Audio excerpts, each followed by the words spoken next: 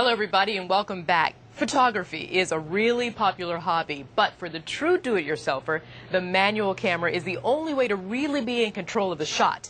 Light meters like this one help them figure out the proper exposure for the camera. A little confused? Don't worry, our next guest will explain.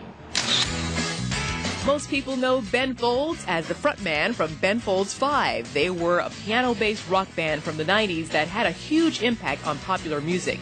At the time when grunge was king, Ben Folds 5 preferred the piano to the guitar.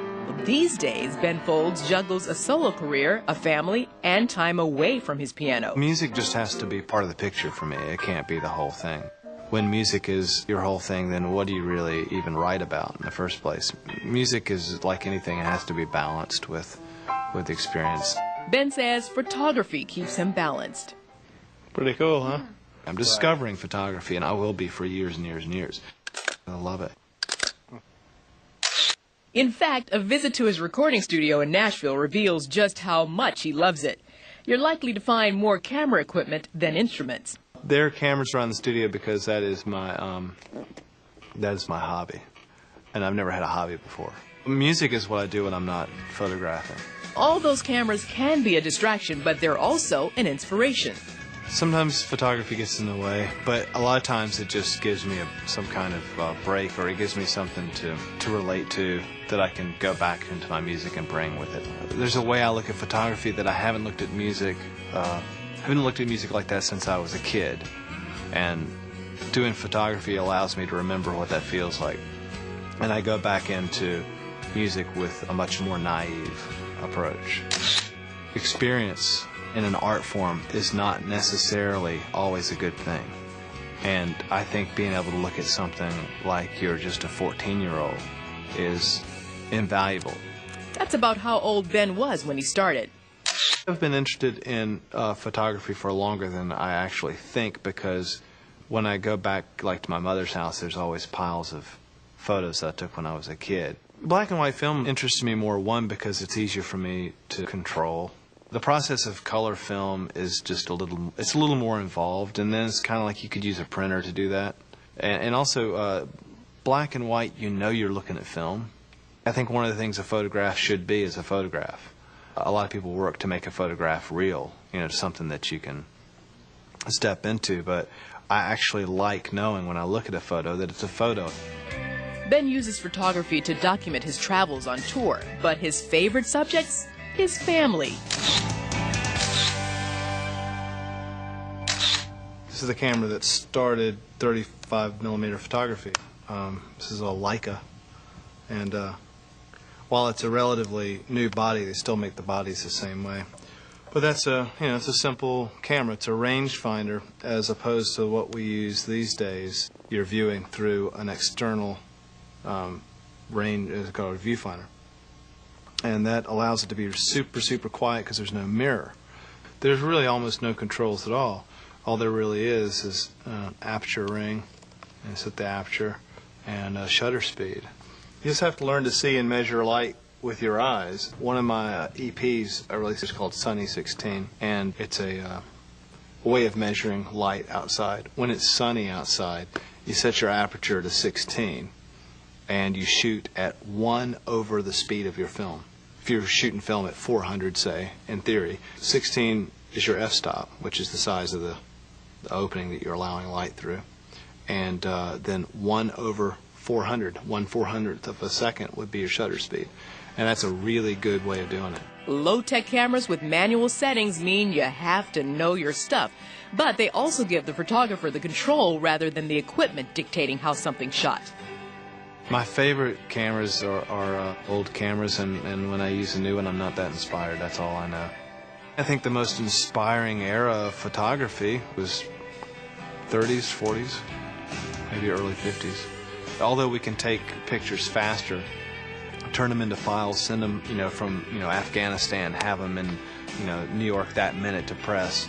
I have to wonder why the results aren't moving me as much.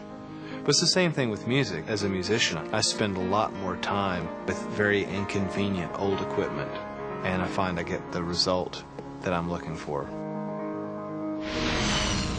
In a moment, that philosophy is put to work. The negative is the score, and the printing process is the concert. A visit to Ben's darkroom when Celebrity Hobbies continues.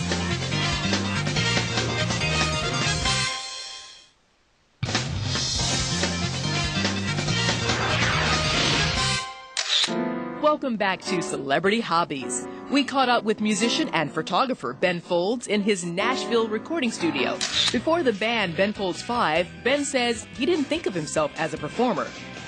I wanted to write songs for other people to sing, and I wanted to play drums on other people's records. That was my ambition when I started out. I thought I would be a studio musician, and I think just frustration of not hearing my songs sound the way that I heard them in my head drove me to brave singing.